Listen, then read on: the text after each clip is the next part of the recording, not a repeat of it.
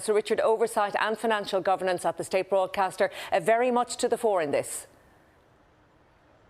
Yeah, it certainly is, Colette. A very weighty report by the Dáil's Public Accounts Committee with 21 recommendations in full, charting a course for RTE to restore both the confidence of the public as well as the government. Amongst the bombshell sentences in that report is effectively a pointed finger at RTE, saying that any objective analysis could not discount the possibility that RTE misrepresented the earnings of its top 10 presenters.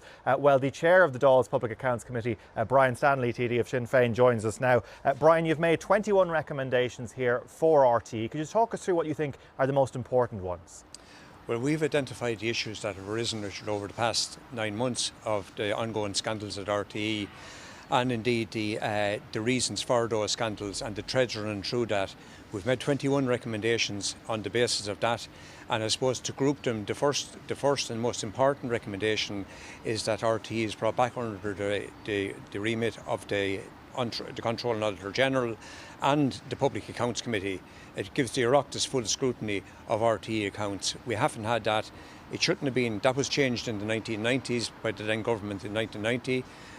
By that act that was brought in at that time. It will now revert back, hopefully, and I look forward, there's growing political support now for that.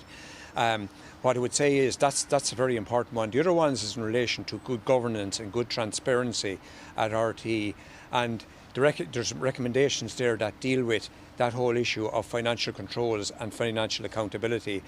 And basically, a lot of them relate to not having systems outside systems. In other words, having barter accounts outside the financial controls of RTE, that the top executives and top presenter salaries are in the financial statements of RTE that can be seen, that sign off, that there be no side deals done with presenters or their agents.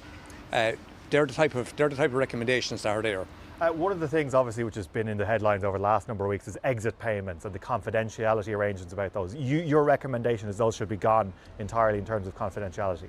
From here on out, the past is the past, and we do need to look at the past and learn from it. And indeed, there's a lot of learning to be done in relation to what happened at RTE. What the Public Accounts Committee is saying here very, very clearly is that there shouldn't be confidentiality clauses in the future.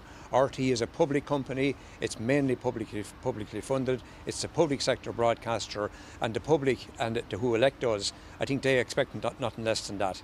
Okay, Brian Stanley, Chair of the Public Accounts Committee, thank you very much for joining us on the news at 12:30. Also today, of course, the government set to confirm the appointment of Terence O'Rourke as the new Chair of the RTE board, of course, after all that tumultuousness over the resignation of Siún Ní Raghallaigh last week. Our news correspondent Richard Chambers at Leinster House, thank you for all of that.